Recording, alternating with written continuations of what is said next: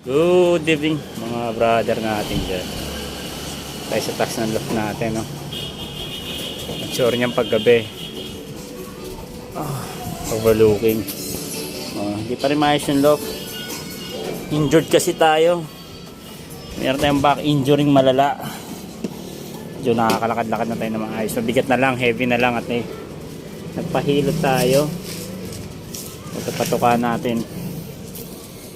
Good na yan para sa ng 8. Patukan natin. May back injury tayo so yun talaga.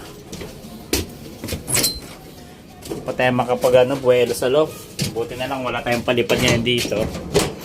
Ito tayo mga brad. Come on. Come on. Wala linis-linis. Wala ring selang-selang. Come on.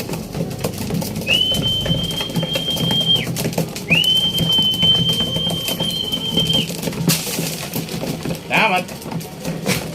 Sila mga brother. Nagutom yan.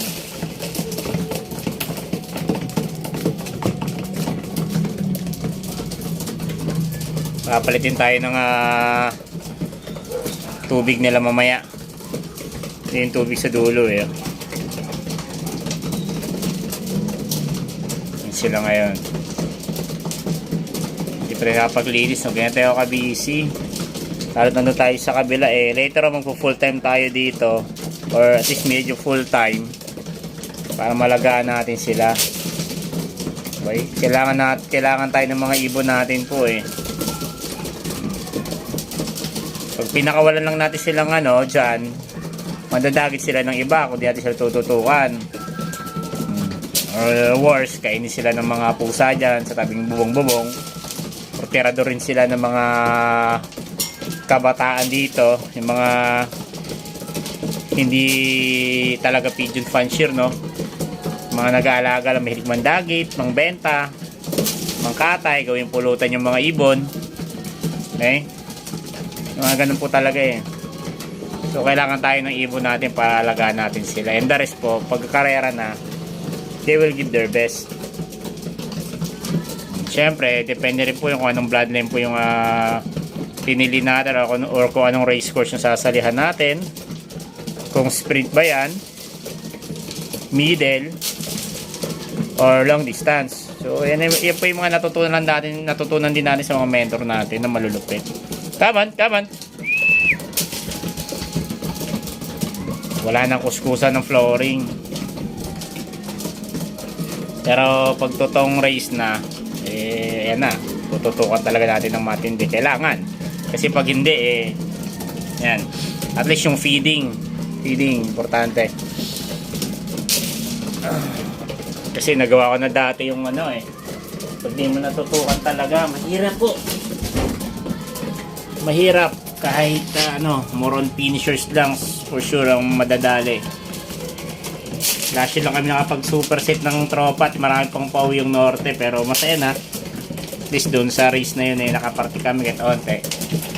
Ngayon mas mahirap, ngayon third lap po ng south. Congrats po sa lahat ng may paklak.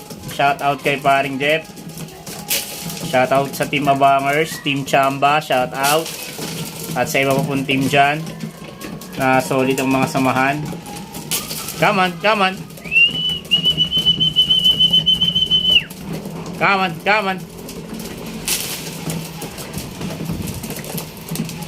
Walang selan yung amo, wala tayong selan, so dapat sila rin.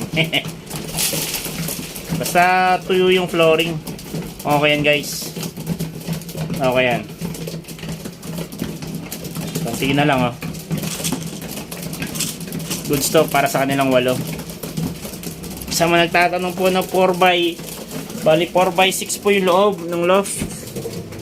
Ito yung isang section butas pa yung natin. Ito yung takip yan para sa kisame. Soon maayos din po natin yan.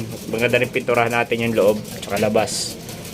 Naudlot po ito kasi pandemic project po ito before. After a pandemic para may libangan tayo. Ayun, naudlot pa rin. Kasi nga na COVID din tayo mga brother. Yan. Right. Mamaya, inom na po sila ng tubig mamaya.